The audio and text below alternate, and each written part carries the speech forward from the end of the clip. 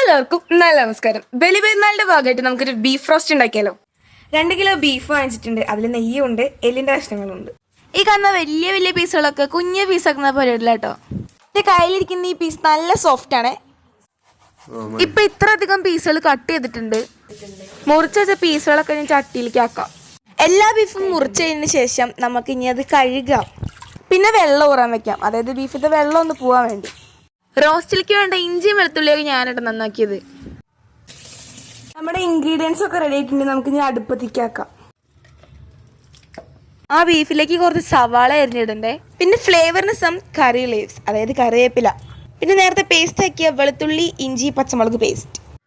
ഇനി അതിലേക്ക് പൊടി ഐറ്റംസ് ആവാം. കുറച്ച് മഞ്ഞൾപ്പൊടി, മുളക് പൊടി, മല്ലിപ്പൊടി, പിന്നെ ആവശ്യത്തിനായ ഉപ്പ്. ഇതൊരു സീക്രട്ട് സംഭവമാണ്. കുറച്ച് വെളിച്ചെണ്ണ വെച്ചോ.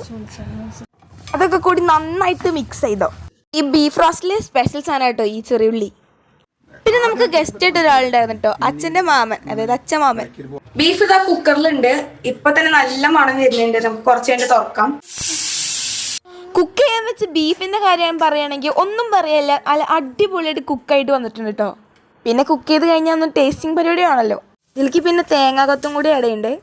കുറച്ച് വെളിച്ചെണ്ണ ചീഞ്ചട്ടിൽ വെച്ചിട്ട് കുറച്ച് നല്ല ജീരകം ഇടയുണ്ട്. പിന്നെ നേരത്തെ അതേ പേസ്റ്റ്. അതൊന്ന് മൂത്ത് വരുമ്പോൾ നമ്മുടെ തേങ്ങാകൊത്ത്, സ്പെഷ്യലായി ചെറിയുള്ളി സഹായിക്കാൻ. പിന്നെ നമുക്കൊരു മടിയില്ല കേട്ടോ. ഇപ്പൊ ഏകദേശം മൂത്ത് വന്നിട്ടുണ്ട്. ഇനി നമ്മൾ ഇതിലേക്ക് ചേർക്കാൻ വേണ്ടി പോകുന്നതാണ് തക്കാളി. തക്കാളി ഒന്ന് വഴറ്റി വരുമ്പോൾ മല്ലിപ്പൊടി, കുരുമുളക് പൊടി, പിന്നെ നേരത്തെ വേവിച്ച് വെച്ച ബീഫ് തട്ടി കൊടുക്കുക. നന്നായിട്ടൊരു ഇളക്ക്. ഗാർണിഷിന് വേണ്ടി കുറച്ച് മല്ലിയില ഇടാം. ഇവിടെ മല്ലിയില ഇല്ല. അപ്പോൾ പറഞ്ഞ പോലെ എല്ലാവർക്കും നല്ല നമസ്കാരം. അതുപോലെ തന്നെ എല്ലാവർക്കും ഈദ് മുബാറക്.